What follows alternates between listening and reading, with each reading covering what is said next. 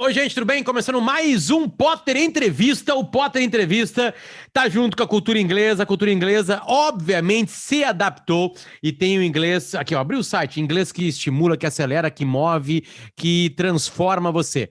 Tá aqui, ó, culturainglesa.net, ou cultura inglesa, é só entrar por ali. Tem aula presencial, tem aula ao vivo pela internet, tem aula semipresencial e tem aula online. Obviamente, quando eu falo aula presencial, a aula respeita os limites de uma pandemia, porque estamos gravando este episódio aqui no dia 7 de dezembro de 2020. Estamos ainda vivendo a pandemia, ninguém aqui foi vacinado e a cultura inglesa respeita esses espaços. Por isso que cresceu muito a possibilidade do ao vivo pela internet, né? O semipresencial e o online. É só entrar por ali, eles vão fazer um teste, tem flexibilidade, tem uma plataforma exclusiva, tem momentos individuais com o professor, obviamente que foca muito na conversação, qualidade acadêmica dos professores, absolutamente importante, né? É uma escola com muito tempo de vida, muito tempo mesmo de vida, quase um século, então, e tem em muitas cidades do Brasil cultura inglesa. Tem no Rio Grande do Sul, no Rio de Janeiro, Goiás, Distrito Federal,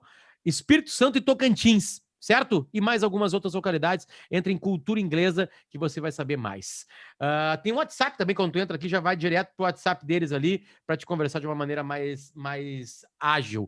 O nome dessa temporada do Potter Entrevista é Técnicos. Quem deu o nome foi o Tite, porque eu e o Divério pensávamos que seria treinadores, e ele pediu para a palavra técnico e explica isso no primeiro episódio. E, Divério, a gente vai ouvir, agora eu vou me gabar, a gente vai ouvir um ouvinte do Potter Entrevista.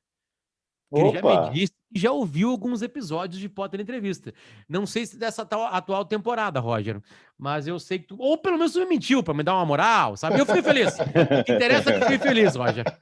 Tudo bem, cara? Seja bem-vindo. Boa tarde, boa noite, bom dia. A galera tá nos vendo e ouvindo a hora que eles quiserem. E aí, cara, beleza? Exato. Tudo bem, Potter? Tudo bem, Edver? É um prazer estar falando Tudo com bem. vocês. Não, mas de fato, eu vi alguns programas teus, sim, e gostei muito, assim, da parte que vi.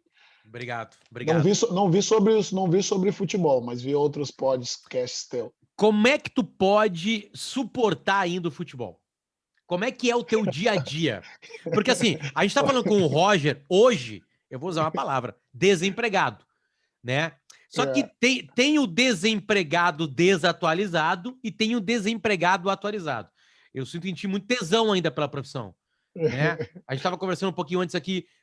Dificilmente tu pega um projeto no meio do caminho que tu sabe que ele tá fadado a não dar certo, mas não é uma regra, que também estava explicando e tu pode explicar melhor isso, né? Por uma incrível coincidência, a gente tá agora te entrevistando, o teu nome tá nos Trending Topics da torcida do Fluminense, porque saiu o Odair, né? Foi para a Arábia, e aí o Fluminense disse que o Marcão fica até o final da temporada, mas a torcida tava te pedindo, Roger. Ou seja, tu tem ainda mercado no Brasil.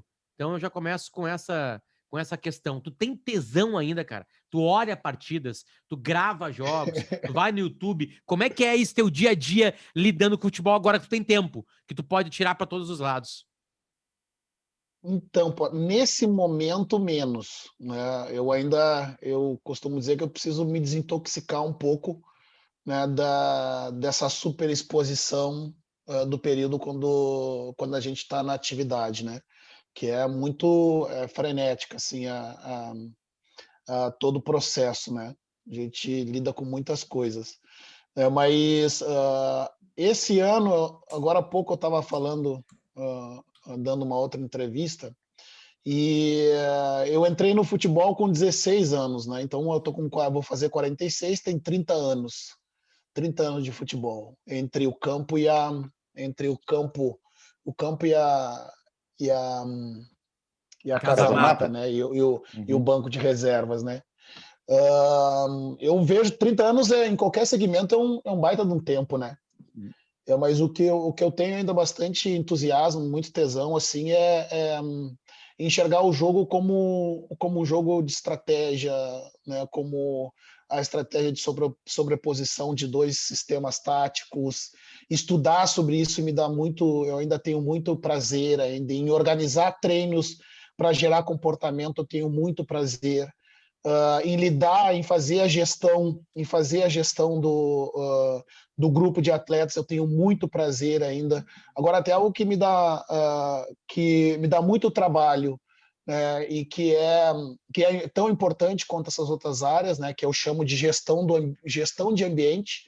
Eu costumo dizer que a gente tem, para tu ser um bom treinador, tu tem 3 ou 4 capacidades, que é a gestão de treino, né, que é tu ter uma boa gestão do dia a dia, né, e os treinamentos que tu vai ministrar para desenvolver a tua equipe, gestão de jogo, né, que é dividido ali a estratégia do jogo, o momento da partida, o intervalo, gestão de vestiário, que é a gestão do grupo de fato, e tem essa que eu confesso para vocês que eu me esforço bastante, né, mas me proporciona assim, momentos de bastante estresse, que é a gestão de ambiente. Né? E gestão de ambiente O que é o ambiente? justamente o ambiente externo, né? E gestão de ambiente externo, que é o jornalismo esportivo, né? A torcida, a questão política do clube, ela não é menos importante que as outras variáveis, né? Mas tem uma capacidade de poder de interferir em muitos momentos dentro das outras as capacidades e nos gerar um problema extra, digamos, para que a gente consiga solucionar. Então, hoje, ausente dessa gestão de ambiente, por consequência de estar fora do mercado, eu consigo poder me dedicar a analisar o jogo com um pouco mais de tranquilidade, né? Mas tu olha futebol todo dia? Minhas filhas não deixam, né, Potter? Né, não deixam.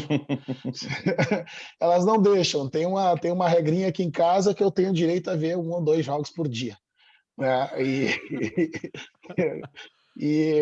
Mas tu olha como, Roger? Tu olha com Ca- papel, com uma caneta? Tipo, eu tô fazendo uma entrevista contigo agora aqui.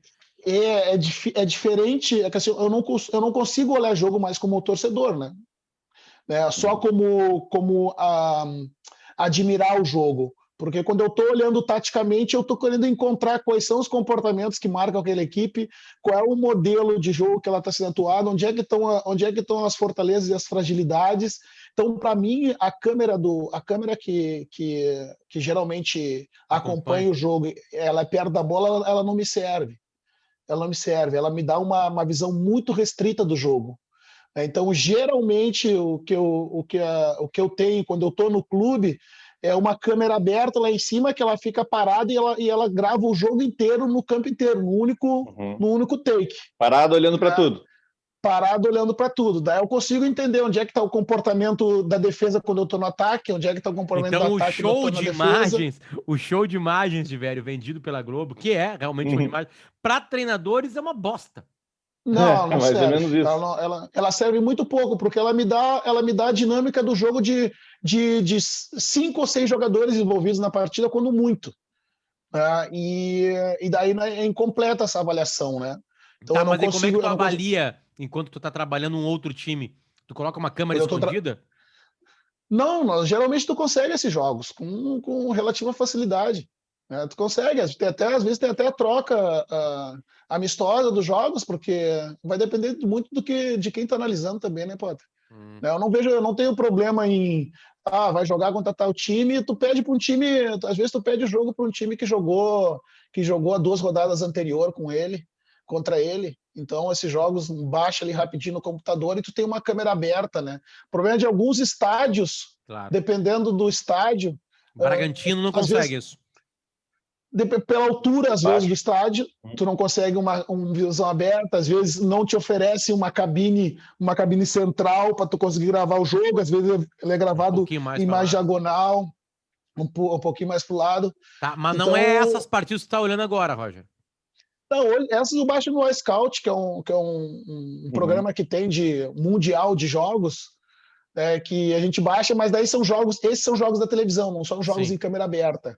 Sim. Mas pela experiência, Potter de Velho, o que acontece? Eu tenho 150 mil horas da prática no campo e mais de treinador.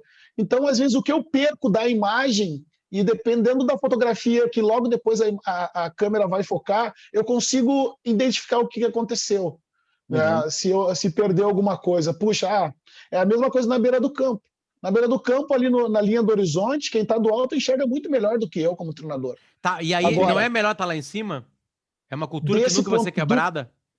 não vai porque se precisa da figura da liderança na beira do campo, né? Aí entra a Mas gestão de entra a vestiário, entre gestão, aspas, né? entra a gestão do vestiário, né? Claro. Mas do ponto de vista da análise, é muito melhor estar lá em cima, né? Porque ali no campo eu estou na linha do horizonte, então o que acontece? Às vezes, poxa, vazou alguma jogada pelo meu lado direito, né? Eu estou vendo o meu volante está pisando em corredor lateral para fazer essa cobertura. Eu consigo intuir pelas horas que eu tenho da prática e pelo acúmulo dessas imagens sinestésicas no campo, identificar o que aconteceu. O que eu faço como treinador? Eu com o relógio, quando eu disparo no começar do jogo, eu olho esse tempo e marco lá, digamos, 16h30. Falo para o meu auxiliar, ele comunica lá em cima com o analista que está lá em cima, ele separa esse take lá na imagem e eu vou ver no vestiário. Uhum. Se isso se repetiu algumas vezes, eu tive um problema, sei lá, 2 ou 3 vezes parecidos, é um comportamento que está tendo de forma nociva para o coletivo e que precisa ser corrigido.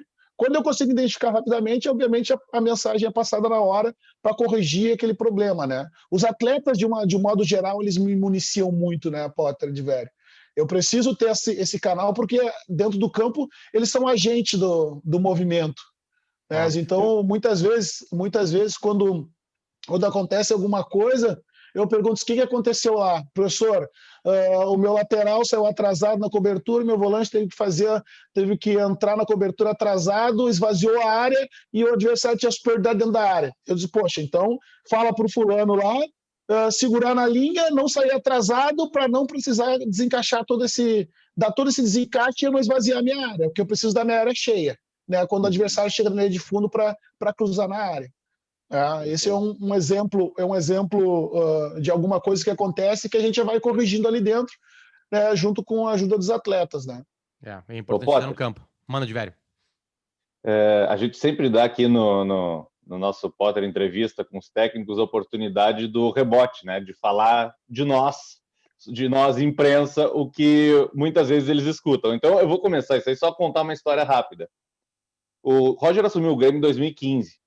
E naquele dia, por uma questão de documentação, eu estava sem o documento do carro, Potter. Eu fiquei sem carro, meu carro foi apreendido, eu tive que ir lá no Detran buscar, lá na Baltazar de Oliveira Garcia. Peguei o ônibus de volta, cheguei na PUC. Quando eu estou na PUC para ir para minha casa, eu passo pelo Roger, caminhando pela rua.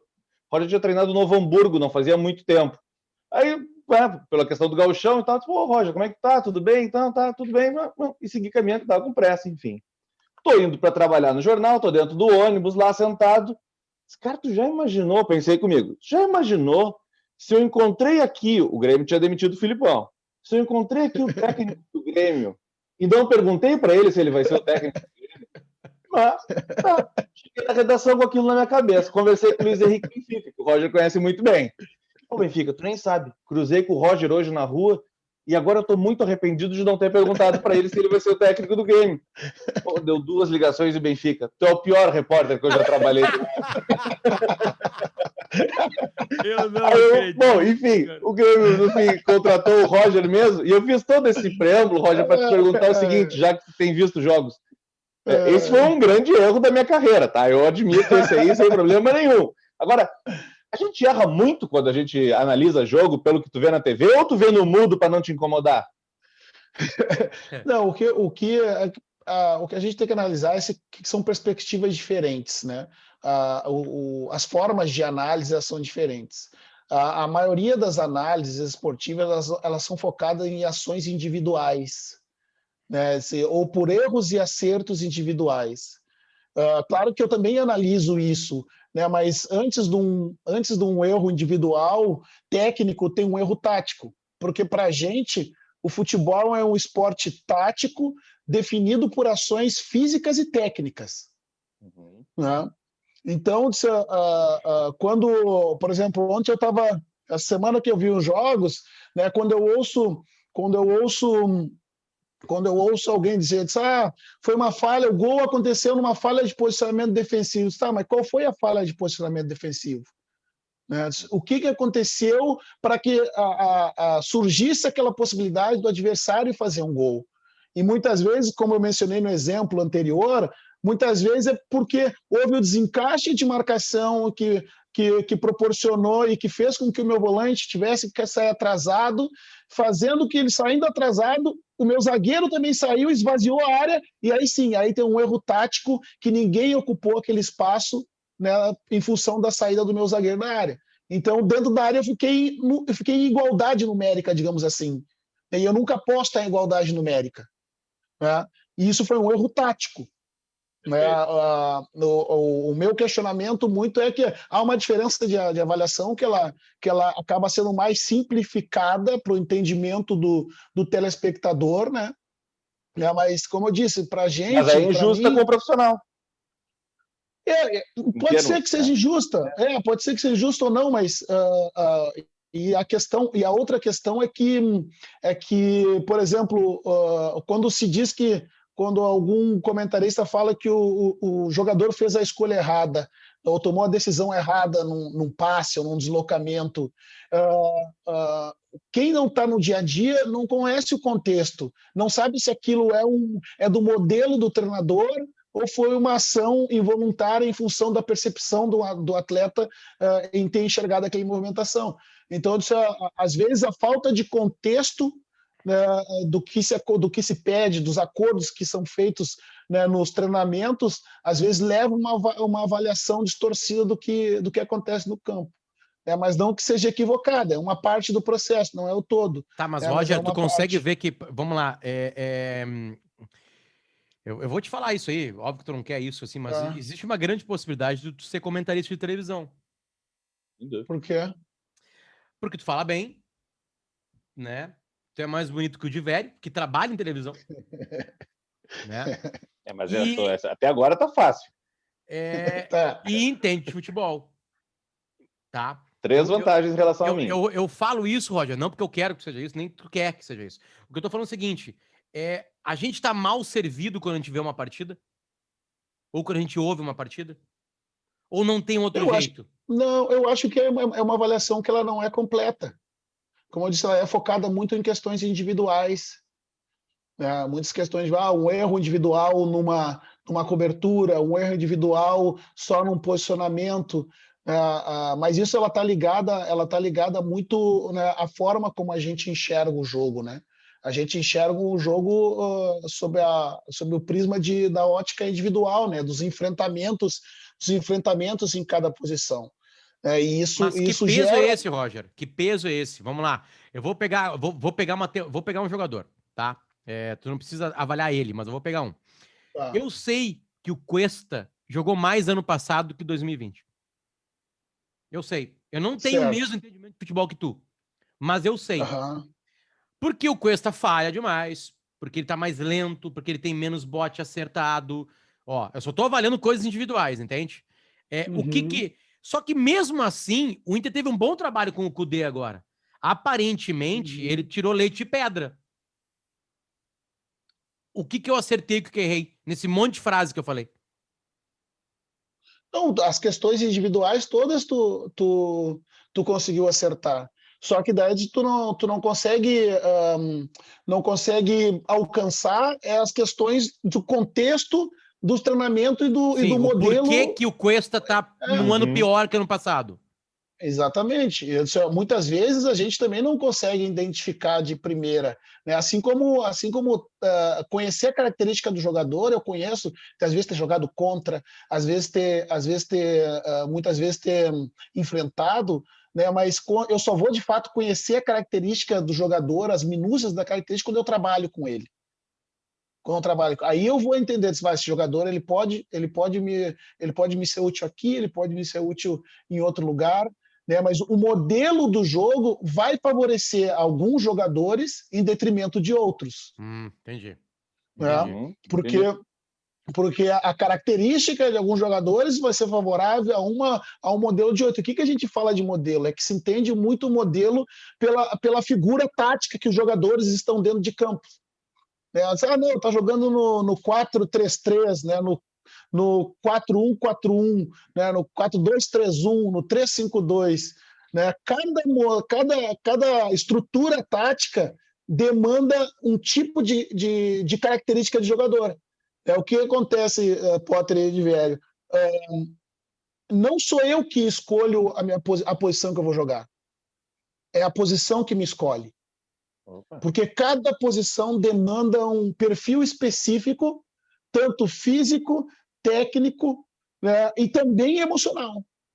Eu, por exemplo, eu fui lateral esquerdo, que eu tinha força, tinha boa técnica, mas não era habilidoso.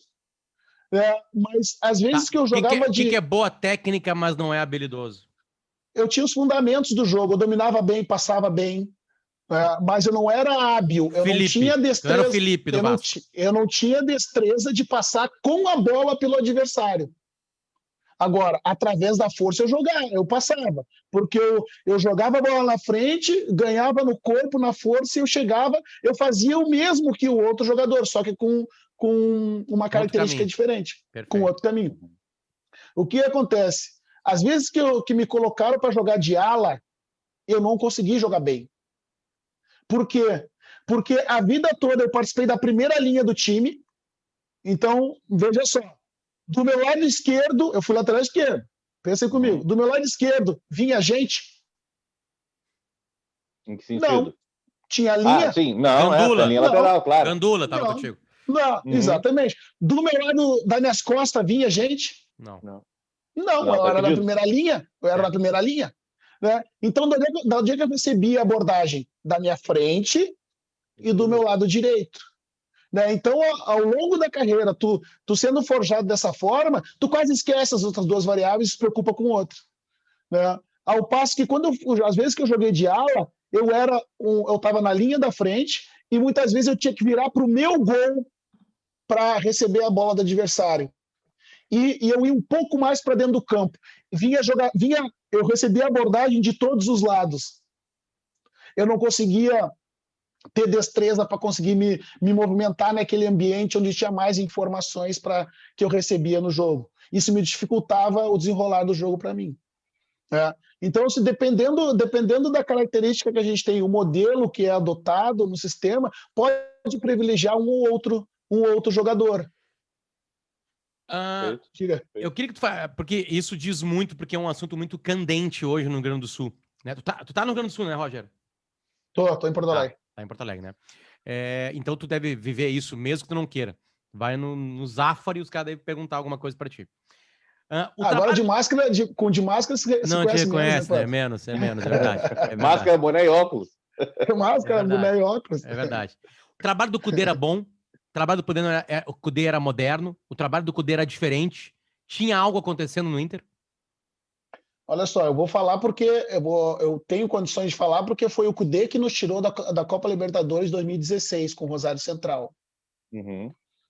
Então, quando a gente jogou contra ele lá, eu estudei muito ele e eu já havia estudado muito ele porque eu gostava do modelo de jogo dele. O modelo de jogo dele que é muito parecido com o modelo do Jorge Jesus.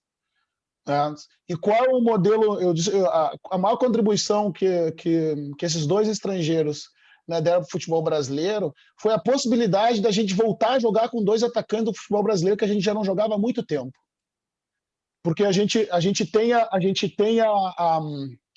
a questão do nosso camisa 10, né, que quando ele não está no campo ou quando ele não cumpre a figura do único articulador no time, quando o time não chega na frente, nós dizemos que nós precisamos do 10.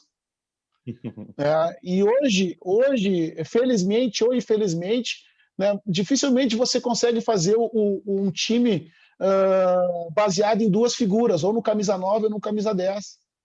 Hoje, outros jogadores assumiram esse protagonismo na articulação. E as pessoas às vezes dizem que o camisa 10 está acabando. Não, ele está se transformando. Porque se a gente lembrar, depois dos centroavantes no futebol brasileiro, eram os camisas 10 os maiores artilheiros. Então eles não eram somente meias articuladores, eles eram meias atacantes.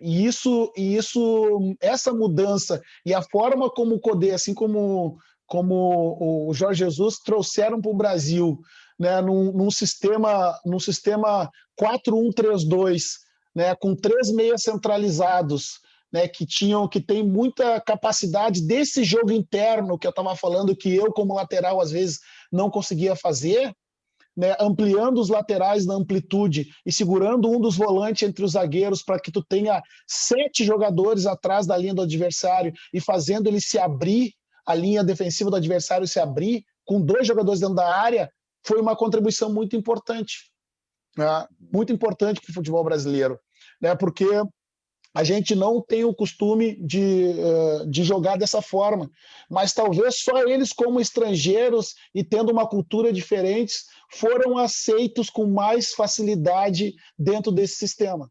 Talvez se fôssemos treinadores brasileiros a jogar com um 4-4-2 com 2 atacantes, todo mundo sentiria a falta do camisa 10 e na primeira incapacidade de criar, todo mundo diz que está faltando um jogador articulador no time, que às vezes não é verdade, né? O que o futebol brasileiro evoluiu, né, nesses últimos anos foi retornando para trás.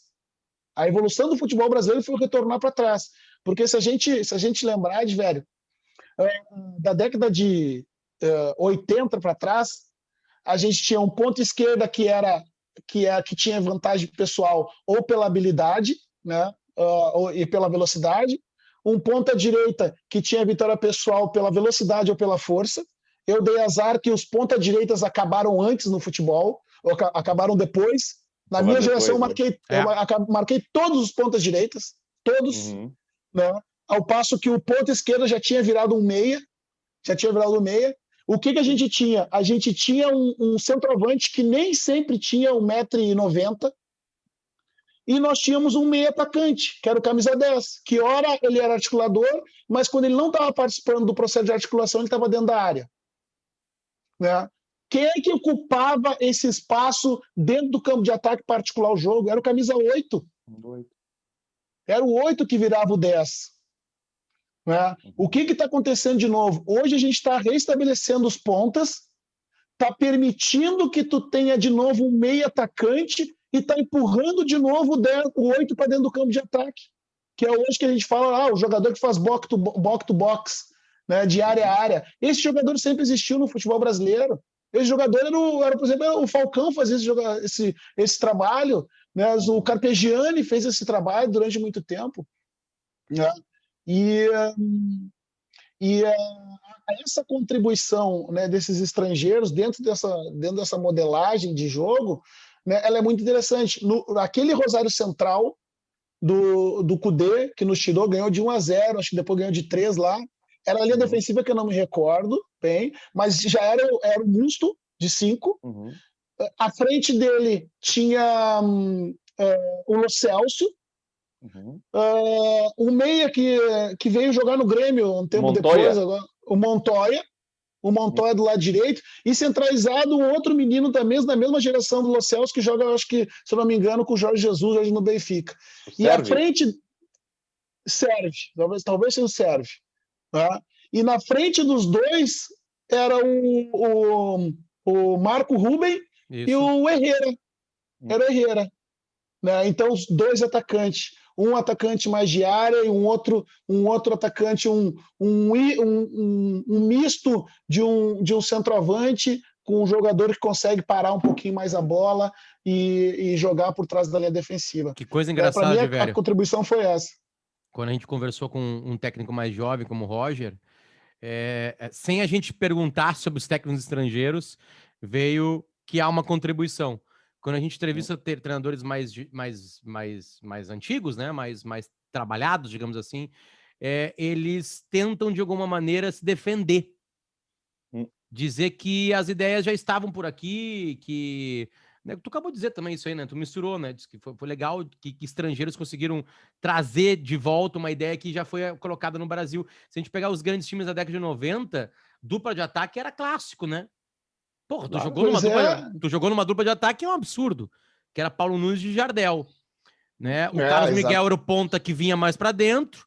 O Goiano era o cara que chegava, né? O Dinho também tinha alguma certa liberdade, né? E o Arius tinha aquela liberdade de entrar na área, né? Mais do que o Carlos Miguel, ou se revezavam, talvez, né? É que o Miguel marcava lado, né? Então, às vezes, quando ele descia com o lateral, ele ficava longe da área, né? Para chegar. O Arilson era mais meia atacante que pisava na área, né? O Palmeiras e o Corinthians também montaram grandes times naquela década, né?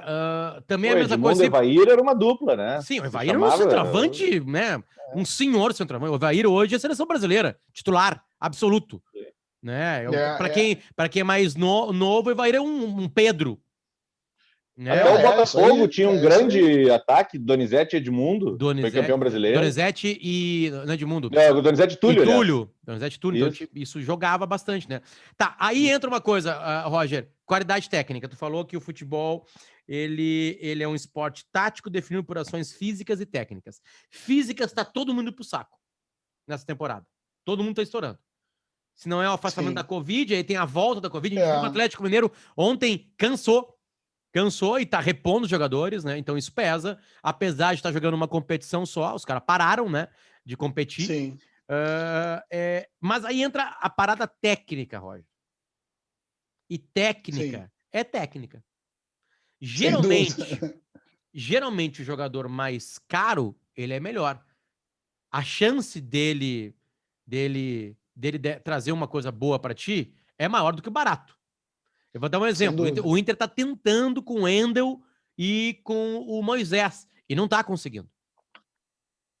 Né? O Grêmio tem peças melhores naquele lado e tá conseguindo. A comparação técnica de plantéis de Grêmio e Inter, ela é astronômica. Aparentemente, agora, o que tá acontecendo dentro do campo é parecido. Até acho que o Inter pode melhorar. O Inter tem mais time, eu acho que o Inter pode melhorar do que tá entregando hoje, dia 7 de dezembro de 2020.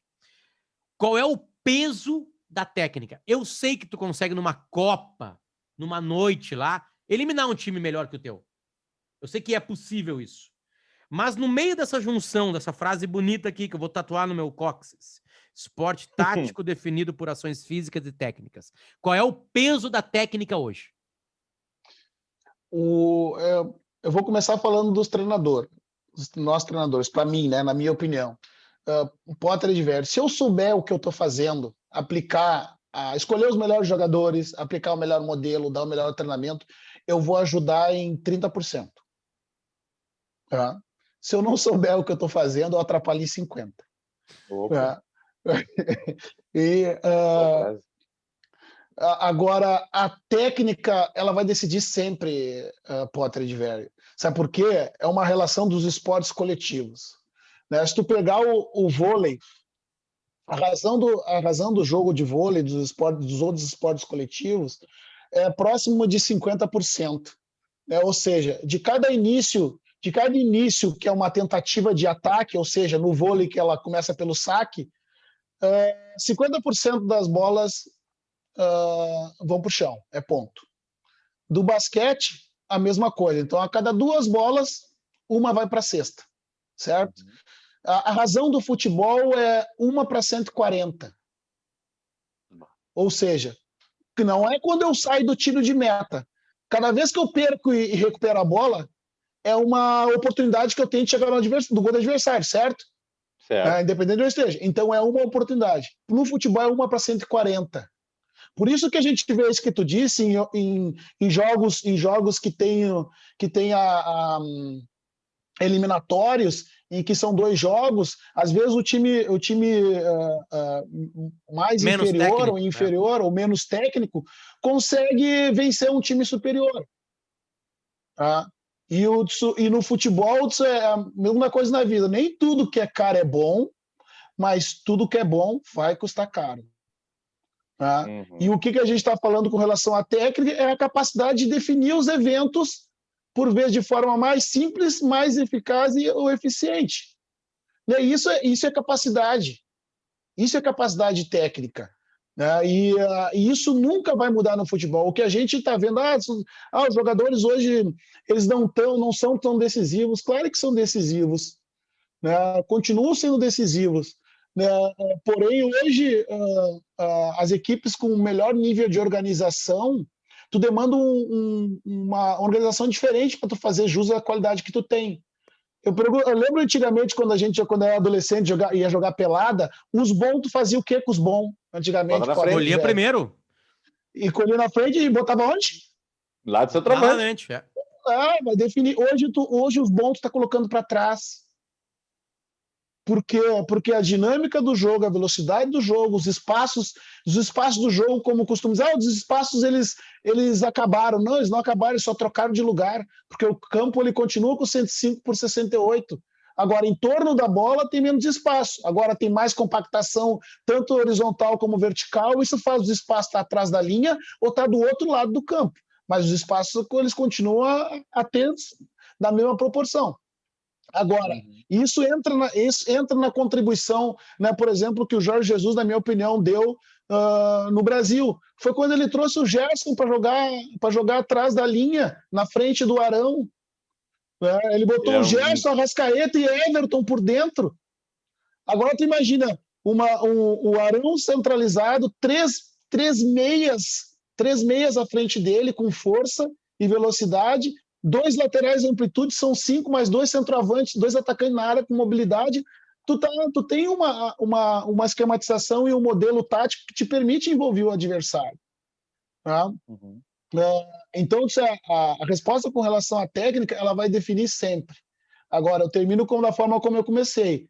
Eu, como treinador, se eu conseguir fazer as coisas acertadas, na medida do possível, muitas vezes falam que a tática é para engessar o talento. Não, a tática, pelo contrário, é para libertar o talento, né? Para que ele tenha um roteiro e dentro desse roteiro ele possa se sentir seguro para usar a sua imprevisibilidade, a sua habilidade, né, a sua criatividade. Só que é mais ou menos, Potter de Velho, como se fosse o modelo tático, a estrutura é como se fosse a moldura de um quadro. Eu disse, o traço que tu vai usar, a tinta que tu vai usar e a qualidade da arte que tu vai fazer dentro desse quadro, ela é tua. Agora só precisa que tu respeite essa estrutura que corresponde à moldura do quadro. Se tu pega os melhores treinadores do mundo, o Guardiola e o Klopp, e tu coloca eles no Brasileirão, pro Ceará, um no Ceará, um no Fortaleza, o que acontece? Nesse calendário que a gente tem, eles vão dizer que é impossível trabalhar.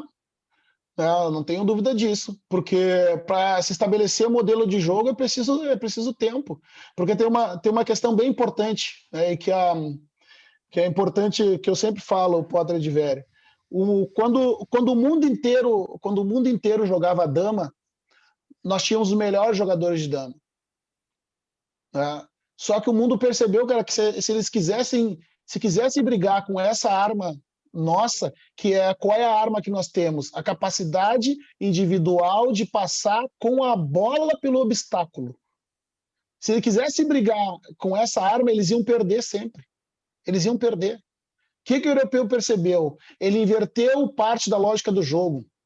O jogo tem 4 elementos, Potter: bola, homem, espaço e tempo. Classifica eles em ordem de importância no futebol brasileiro para mim. Que de velho. Para nós ou o que a gente observa? Não, o que você entende do futebol brasileiro? Bola, espaço, eu vejo que o futebol... tempo e... homem. Bola. Jogador, né? Tá. Tá, objeto do jogo. Beleza. O mais importante é o homem. Depois é o espaço para ele jogar, o tempo que ele tem, e aí vai conseguir a bola, né, com esses 3 aí. Tá, isso tu considera o futebol brasileiro. O que tu botou aí? Primeiro homem, segundo espaço, depois tempo, depois bola. Tá. E tu, de velho? Eu acho que é assim, mas no futebol brasileiro eu acho que a bola entra antes disso. Se preocupa muito com a bola. Então, como é que é o futebol brasileiro? O objeto do jogo é a bola, né? O objeto do jogo é a bola. O objetivo, sim. O jogo de futebol, do ponto de vista estratégico, é um jogo de conquista de território. Sim. Eu tenho que levar aquele objeto, né, para dentro do campo adversário e para dentro do gol adversário. Né? Exato. Digamos, o simbolismo de uma batalha, e o gol é a morte simbólica, né, daquele coletivo. né? Como a gente tem essa virtude de passar com a bola pelo homem, o objeto do jogo, depois vem o homem, porque tu vai enfrentar ele, e como tu tem a destreza e habilidade para enfrentar e resolver os problemas dentro daquela estrutura, tu precisa de menos tempo e menos espaço. Menos tempo e menos impasse. Então, seria bola, homem, espaço e tempo, tempo e espaço. Mas, mesmo assim, nessa estrutura de encaixes individuais nas posições, que é o que nos caracteriza, nós temos o jogo de encaixes individuais, são os duelos individuais em cada posição. Né? Que é o lateral esquerdo com ponta direita, o centroavante com o zagueiro, o 10 com o 5. Essa foi uma grande lição que eu tive quando eu fui para o Japão, de Vério e Potter. Eu saí dessa estrutura aqui, que a relação são os encaixes individuais, e quando eu cheguei no Japão, que eu fui treinado por um treinador tcheco, que a Europa usa a referência de zona, e ela inverteu essa lógica, ela colocou a bola, o tempo, o espaço e deixou o homem por último, justamente para sobrepor a nossa capacidade, porque passou a se entender que se não fosse dessa forma não iria conseguir equilibrar o jogo com a gente. Então passou a se entender o quê? Que o homem habilidoso com a bola, se ele não tiver espaço nem tempo, ele vai ter mais dificuldade de agir. Né? Então se restringiu os espaços para que esse jogador habilidoso não jogasse. Né? Quando eu fui no primeiro treino coletivo no Japão, e que eu fui perseguir o meu jogador fora do meu espaço, digamos assim, o treinador apitou e me chamou e disse para o intérprete, pergunta para ele onde é que ele vai. Daí eu disse, eu estou marcando o meu jogador, né? Eu estou acompanhando o meu jogador, eu passei na frente do meu colega de zaga, eu passei na frente do meu volante, e ele disse, não, aqui a gente marca o espaço primeiro, e por consequência o jogador que estiver naquele espaço. Daí eu disse, não, mas e se o meu jogador fizer o gol, tu vai colocar a culpa em mim, a responsabilidade em mim. Ele disse, a gente não responsabiliza o indivíduo, aqui a gente responsabiliza o coletivo. Muito bom. Muito bom. Aquilo para mim foi uma coisa inconcebível aos 28 anos de idade. Inconcebível. Eu não conseguia entender como aquela razão do jogo, para mim, 12 anos depois, como jogador profissional, tinha gente fazendo coisa diferente. Mas o Liverpool faz isso? O City faz isso? Sim, claro, sem dúvida nenhuma. Faz com uma... Tanto que o campo encurtou. Hoje, se tu pegar um time compactado, ele está numa zona de campo muito restrita. Tá? Então, o que acontece? Hoje nós vivemos uma transição, e é uma coisa bem importante, que a gente não pode perder de vista. Importante na formação e muito importante no profissional. Nós não podemos perder essa capacidade que nos notabilizou como o futebol do mundo detentor de 5 títulos mundiais, que é o quê? A capacidade de passar com a bola pelo indivíduo. Né, que esse enfrentamento na nossa formação a todo momento tanto permitiu o surgimento do bom driblador como do bom marcador. Só que o mundo percebeu que se ele quisesse brigar com isso, ele ia perder sempre. Ele trouxe de outros esportes coletivos a marcação mais zonal do que individual. E como adaptou... Exatamente. Não, e no basquete, como é uma quadra apertada, eles mudam, né, durante um jogo, né? Eles mudam é mais fácil. Eles mudam de zona para individual. No futebol coletivo, como são muitos jogadores envolvidos, é mais difícil você alternar esses dois tipos de marcação, né, entre a individual e a zonal. Então, o que hoje a gente está numa mudança de contexto de jogo, que eu não tenho dúvida que a gente vai voltar a ter protagonismo, é justamente esse entendimento. Só o que acontece? Lá na base, na formação, eu não posso perder de investir nessa capacidade. Só que, ao mesmo tempo, eu preciso dar orientação, né, para esse jogador, né, sobre a referência de zona. Né? Se eu fosse diretor da categoria de base, no mínimo seria 50% a 50%. Né? 50% do tempo marcando de um jeito e de outro, é isso? Exatamente, né? Na formação. Para quê? Para que quando ele chegue no profissional, ele chegue habituado com essa outra relação de zona e espaço, de espaço e tempo. Né? Para que eu consiga modelar, porque daí eu consigo ter um misto das duas questões, que elas são bem importantes, e consiga transformar esse jogador com muito mais naturalidade. Eu vou contar um episódio, sem revelar o nome, né, os nomes, mas que reflete muito bem isso. Né? No profissional, eu tenho condição de poder escolher entre o modelo zonal e individual, né, dependendo das características que eu tenho do meu jogador. Qual é a vantagem de tu ter uma marcação mais individualizada? O objetivo da marcação individual dos confrontos individuais é eu proporcionar ao adversário ficar a maior parte do tempo virado para o gol dele. Eu vou abordar ele sempre pelas costas dele, porque é o meu único alvo. Uhum. Né? Perfeito. Ele ficar a maior parte do tempo virado para o gol dele e ele tem mais dificuldade de virar e me enfrentar. Né? A marcação zonal vai restringir esse espaço, colocando mais gente do lado da bola, né, do que o adversário tem. Né? Em determinado momento da minha carreira como treinador, eu contratei a gente levou um jogador que ele tinha a referência da formação dele, do futebol brasileiro, de relação dos casamentos individuais, mas na nossa observação, poxa, imagina, cara, esse cara ele marca o lateral até a linha de fundo, ele dá um carrinho, rouba a bola, ele entrega no volante, quando a bola está na ponta esquerda e está terminando a jogada, ele está dentro da área para finalizar de novo. Então, se eu conseguir organizar esse cara a zona e não mais individual, eu vou encurtar o campo dele, ele vai desgastar menos e ele vai ser mais útil no sistema.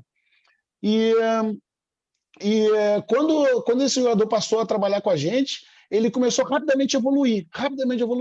Só que em determinado momento ele começou a apresentar problema.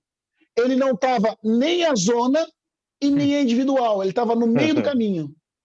E eu chamei ele para conversar, eu falei, neguinho, tu está com dificuldade, eu estou percebendo. Ele disse, não, professor, eu estou tentando fazer. Deus, eu sei que está tentando fazer, mas eu quero entender qual a dificuldade que está sentindo. Disse, professor, é que assim, eu sei todos os lugares que eu preciso me posicionar. Eu já sei todos, né? Porque esses lugares no campo são todos marcados, né, para eles se posicionarem. Eu sei todos os lugares que eu preciso me posicionar. Porém, professor, para que eu consiga prestar atenção em todos esses lugares, muitas vezes eu me desligo da bola. Eu perco a atenção na bola. E se por algum motivo eu foco a atenção na bola, só na bola, o meu corpo me leva lá para cima do individual. Daí, eu sabe o que é isso? Isso é porque tu está trabalhando nessa questão de zona tem pouco tempo e a tua formação foi toda em cima dos encaixes individuais. Né? Então a gente precisa equilibrar essas duas razões do jogo para tu ter um jogador mais completo.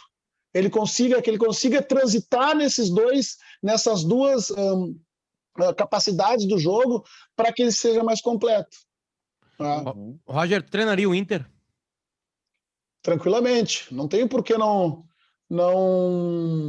pensar num grande clube como o Internacional, até porque, Padre de Vério, assim, desde quando eu era jogador, a relação de respeito e carinho que eu sou abordado na rua pelo torcedor do Internacional sempre foi algo que me chamou muita atenção. Né? Hoje menos, como a gente estava falando, em função do uso das máscaras quando sai na rua, mas ainda hoje, passeando com os meus cachorros dentro do condomínio, passou alguém de carro e me fez exatamente essa pergunta. A minha formação como treinador é uma formação para treinar os grandes clubes do Brasil, né? Eu não vejo por que excluir essa possibilidade. Tá. E Roger, o que aconteceu que tu saiu naquele vestiário do Moisés Lucarelli? Era um trabalho que estava começando, um time que começava a encantar. Até onde tu pode ir nessa resposta? Não, Potter, só até antes. Desculpa, Roger. Esse Grêmio que o Potter se refere, ele é um Grêmio que muda totalmente. Deixou de ser o Grêmio até do imaginário. O Grêmio contra todo mundo, o Grêmio não sei o quê. Não. O Roger veio e faz 5 no Inter, 2 no Atlético 3 dias depois, fazendo um gol que saiu tocando bola lá do campo de defesa até o gol. E aí, bom, aí chega a pergunta: o que aconteceu naquele vestiário? Ali, acho que foi o vestiário do Moisés Lucarelli, foi o 5º jogo que a gente não vencia, eu acho, né? Penso eu, né? Quando eu pedi demissão no clube. É um 3-0 com Kahneman e Jeromel. Olha que loucura. Acho que talvez tenha sido o primeiro ou o segundo jogo da dupla junto, eu não me recordo bem, mas foi logo no início da formação da dupla. Ali foi um entendimento de que era preciso interromper aquele processo ali de desgaste externo em função dos maus resultados, né, entendendo que o melhor era a minha saída. E houve tentativa, né, por parte do Romildo de me demover da ideia, né, mas ali também teve uma decisão política, digamos assim, porque eu lembro que a eleição era logo em seguida.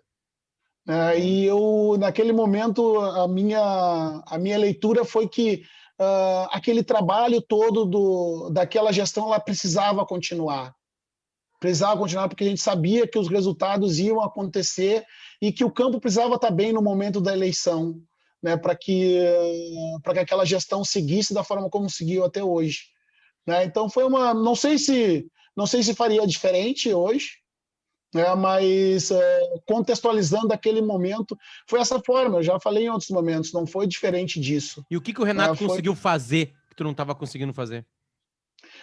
O que o Divério falou com relação à forma de jogar, de fato, né, o meu ano e meio foi proporcionado pela mudança do estilo de jogo. Agora, talvez eu seja uma das pessoas mais que esteja mais à vontade para falar do Renato, porque eu joguei com o Renato, né, naqueles idos de Copa dos Campeões. Do SBT. Isso mesmo. Eu joguei com o Renato 45 minutos, mas está no meu currículo. Eu não vou tirar. Eu joguei com ele. Eu fui jogador do Renato. No Fluminense? Deu o título do Renato? O título de 2007 com o Fluminense. E eu cheguei no Grêmio por intermédio do Renato, por convite dele para ser auxiliar. Dele e do César Dias, né, que hoje trabalha na televisão. E os times do Renato sempre jogaram para frente, sempre foram times que jogaram bom futebol. Essa sempre foi a capacidade e o desejo do Renato de colocar os times para frente. Então, o que permaneceu daquilo foi a forma de jogar. Mas, Roger, Renato... é que aparente, agora a imprensa vai falar, aparente, tu é um estudioso, o Renato é um cara de vestiário. O que está escondido nisso que a gente não está enxergando? Eu acho que muitas vezes, talvez pelo estilo do Renato, as pessoas diminuem a capacidade que ele tenha de ver o jogo.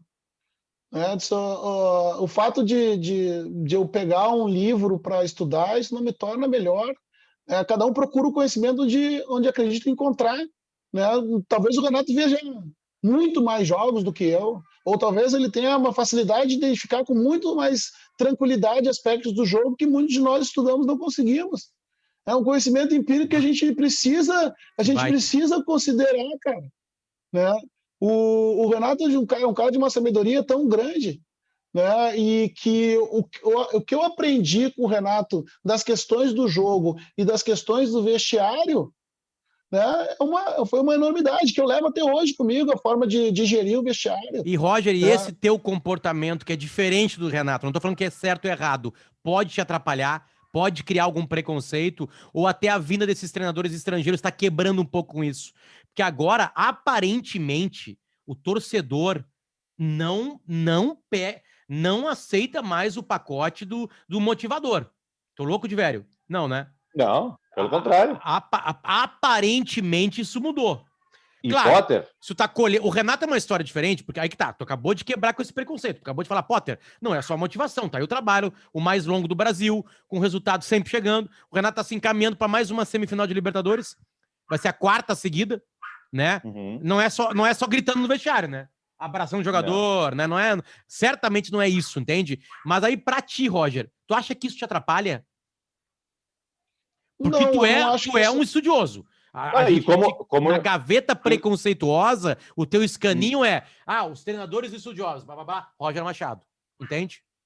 Não, e Potter, eu vivia isso na época, em 2015, com o Roger trabalhando no Grêmio, eu já começando como setorista, voltando a ser setorista, tinha um preconceito. O Roger fala difícil, os caras não escutam ele, não entendem ele. Ele fala em cortina, ele fala em amplitude, ele fala em basculação. E que, pô, pelo amor de Deus, cara, eu fico indignado com isso, porque é uma evolução. Isso, na verdade, velho, é um preconceito contra nós atletas e as-atletas, né? Porque se entende pelo fato da gente ter, e alguns de nós atletas não ter o conhecimento formal, né, ou cultura, né, a cultura, né, se acredita que a gente não teria capacidade de entendimento de uma linguagem mais rebuscada. Isso é puro preconceito. Claro. Né? Preconceito, e ele está ligado a um preconceito de classe e mais profundamente a um preconceito racial, sem dúvida. Racial. Eu não tenho dúvida nenhuma disso. Né? Agora, eu fiz 4 anos, eu sou formado em educação física e eu fiz 4 anos de faculdade. Eu tive 2 cadeiras de futebol. 2, uma de futebol de salão e outra de futebol de campo. Tu acredita que 2 cadeiras de futebol, que tem não sei quantos créditos no semestre, vai me dar um conhecimento muito maior do que os meus 17 anos dentro do campo? Não vai. O que a faculdade me deu e que o livro me dá é justamente eu teorizar a minha prática.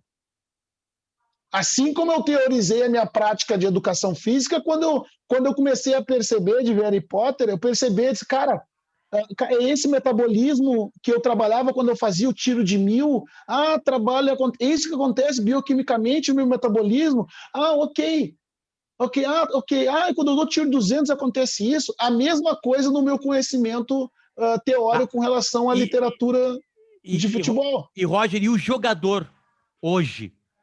Ele sempre soube, obviamente. Né? Eu tive professores de educação física que me treinaram no timezinho de futebol. Eu sabia que eu era melhor. Óbvio que eu sabia que eu era melhor. Né? Esse aqui sabe mais de futebol, sabe passar mais, ser melhor com grupo, ser melhor blá blá blá. Né? Joguei futsal no interior, sei lá, dos 12 aos 17 anos. Viajava pelo interior, então a gente sabia quem eram os caras. Né? Tinha um mínimo de profissional. Tinha camiseta, tinha ginásio, tinha viagem, tinha atenção, beleza. A gente sabia. O jogador hoje, ele aceita um bonachão ou o vestiário expele? O que tem que ter o treinador hoje para ele não ser expelido? Eu vou voltar ao começo lá quando eu falei das capacidades. Capacidade de gerir campo, né? Capacidade do treino, gestão de vestiário, gestão de jogo e gestão de ambiente. Se tu tiver uma dessas capacidades muito bem desenvolvidas e a outra das capacidades do mínimo mediana, você vai conseguir ser um treinador relevante. Sim, tu vai ter tipo jogador de tênis, tu vai ter o teu movimento que é o melhor de todos. Né? Exatamente. Assim, o meu backhand ele é mortal, o meu backhand paralela, sei lá. Então, por vezes, o treinador tem uma capacidade de gestão de vestiário tão forte, né, que ele pode ter uma capacidade de gestão de campo, gestão de ambiente, gestão de jogo, num patamar um pouco mais baixo, porque isso acaba sobrepondo as outras. Porque ao gerir bem o ambiente dele interno, né, e ao permitir muitas vezes que o jogador que tenha um nível de capacidade de entendimento de jogo também advogue para ele dentro de campo, vai corrigir as questões dentro de campo. De novo, eu fui jogador do Renato. Então, muitas vezes o Renato me chamava e disse, olha, dentro de campo, vocês vão, aquilo que eu estava falando da beirada do campo, dentro de campo vocês vão enxergar muitas vezes muito melhor do que eu, porque vocês são agente do processo. Agora, me compartilhe essa informação lá de dentro, que eu te transformo e que eu te devolvo em conhecimento e organização lá para dentro. Então, hoje essas capacidades do jogo, o que a gente, como treinador de futebol, nós precisamos entender? Aí sim, existem metodologias mais atuais para desenvolvimentos de comportamentos que tu quer dentro do jogo. E isso está muito ligado a essa questão que eu falei anteriormente, de Harry Potter, da relação da referencial homem, bola, espaço e tempo. Se o futebol mundial está demandando mais uma organização em relação a espaço e tempo, que tipo de comportamentos coletivos tu vai ter que trabalhar? Todos juntos. E tu vai demandar mais tempo. Por isso que eu bato muito na questão do calendário. O futebol brasileiro vai voltar a ter protagonismo no mundo o dia que o calendário ajustar. Porque hoje os treinadores brasileiros acabam funcionando muito mais como gerente do que como propriamente um treinador. Porque não há tempo para tu trabalhar para gerar comportamento. É a mesma coisa quando tu aprende a dirigir. Quando tu aprende a dirigir, tu não entende como é que tu vai conseguir pisar na embreagem, pisar no acelerador, trocar marcha, olhar o espelhinho, olhar o trânsito, olhar os retrovisores. Ainda tu desliga o rádio ainda, para não ter nenhuma outra distração para que isso aconteça. Quando essa área sai do córtex frontal e vai para a parte lateral do cérebro, que o comportamento está interiorizado, tu faz isso de forma quase automática. Só que tu conseguiu isso como? Com prática. Repetindo. Lidando. Hoje tem vários modelos diversos de estruturas e comportamentos que tu poderia treinar e desenvolver, né? Porém tu tem pouco tempo para isso. Associado, claro, o nosso mercado é um moedor de treinador, né? Então, às vezes a gente acaba fazendo muitas vezes um jogo mais pragmático, para se manter empregado. Para se manter empregado, para que tu consiga devagarinho colocando essas coisas. Só que às vezes tu não consegue. Que nem o Klopp, nos 2 primeiros anos, não venceu nada no Liverpool. O Guardiola, no primeiro ano, não venceu nada no City. Primeiro de tudo, se atribuiu uma importância a nós treinadores que nós, de fato, na minha opinião, nós não temos tanta. Como eu disse, se eu for bom, eu contribuo em 30%. O restante 70% é talento do jogador. A contribuição, às vezes, é essa, né, Roger? Aqui tu fala dos 50%, do atrapalhar. Às vezes também é muito bom tu ter um treinador que não atrapalha. Já tá ótimo, então, se eu pegar um treinador, o Celso Rotti, que foi um cara que me ensinou muito. Para mim, Passou por aqui. Já foi entrevistado pela gente. As grandes virtudes que ele tinha, que eu procuro sempre que eu procurei pegar quando eu trabalhei com ele tem a capacidade que no Brasil tu precisa ter isso. Tu tem que identificar o mais rápido que modelo, quais são os jogadores, né, para colocar para jogar, porque tu não pode errar. Eu não tenho muita margem para erro se eu errar a estrutura, se eu errar a escalação e se eu errar o tipo de treinamento, porque os insucessos vão acontecer e eu não vou ficar no cargo. Né? Então isso faz com que a gente seja mais pragmático. Né? E a evolução, o retorno ao protagonismo, para mim, do futebol brasileiro, ele está ligado a um calendário. Todas as outras questões vão se ajeitar num calendário bem feito. Principalmente porque hoje a gente continua sendo um vendedor de talentos, hoje muito mais. Nossos produtos, digamos, né, saem hoje por um valor quase de preço final ou de 60% do preço final. Mas a gente passou a ser um comprador de jogadores da América, né? Da Argentina, do Paraguai, da Colômbia. Né? Agora, se tu tem 6 ou 8 datas FIFA por ano, não sei quantas são exatamente, e cada data FIFA são 15 dias, Potter. No Brasil, em 15 dias, tu joga 5 jogos. Vamos botar por 6 datas. 15 dias são 5 jogos, por 6 datas são 30 jogos.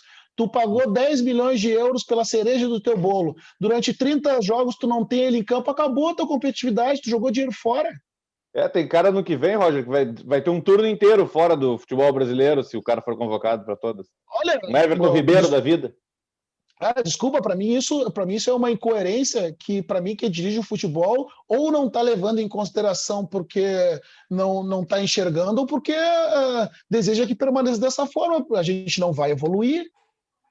A gente não vai evoluir. Hoje, se tu pegar de Harry Potter, hoje a formação joga tanto quanto o profissional, né? E são menos de 20% dos times do futebol brasileiro que tem calendário inteiro. Tem 20% dos times que tem calendário inteiro. Né? Eu fui treinador do Novo Hamburgo, Juventude do Novo Hamburgo, antes de assumir o Grêmio. E eu vivi a minha vida toda em time grande, né? E quando eu cheguei no Novo Hamburgo, no final do ano, em dezembro, estava eu, o Márcio Vitório, que é o preparador físico, e nós tínhamos 5 jogadores contratados e eu tinha que fazer um grupo de 30, pelo menos. E nesse ambiente, vai chegando os DVDs dos jogadores, empresários trazendo. Eu lembro que em cima da minha mesa, Potter de velho, estava uma pilha de DVDs. Daí eu olhava, nós botávamos no computador, isso era dezembro. Olhava lá, cara, o último jogo em maio. Não. Olhava lá, cara, 1 ano sem jogar. Não. 4 meses sem jogar. Não. Quando acabou a pilha, o Márcio olhou para mim e disse: Roger, pode voltar os DVD tudo, Roger.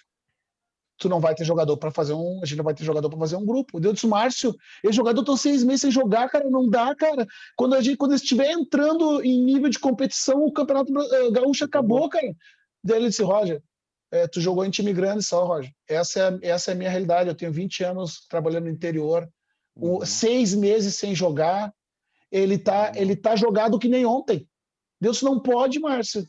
Né? Esse jogador ele não vai nem do ponto de vista ele não vai nem entrar no peso. Disse: Roger, até isso vai ter que considerar, porque esse jogador ele não vai jogar com o mesmo percentual de gordura que o jogador do time grande, porque ele não consegue. Ele tem 5 meses de fase competitiva e nenhum jogador de futebol ou dos esportes de alto rendimento se desenvolve sem continuidade de performance.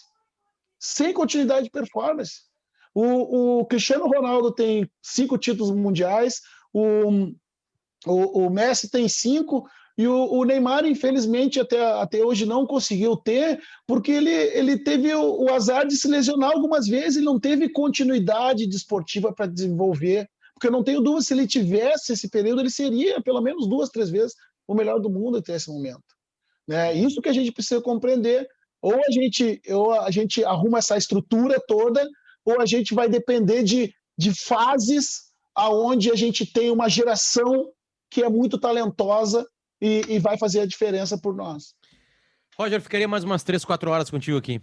De verdade. Demais. Foi uma aula. Obrigado pelo teu carinho. Obrigado pelo teu carinho. Obrigado pelo teu tempo. Né? Tomara que tu consiga logo aí um emprego para te colocar isso tudo em prática, que esse realmente deve ser o tesão, né? De conseguir fazer as coisas, né? De resolver os problemas, de fazer o jogador crescer.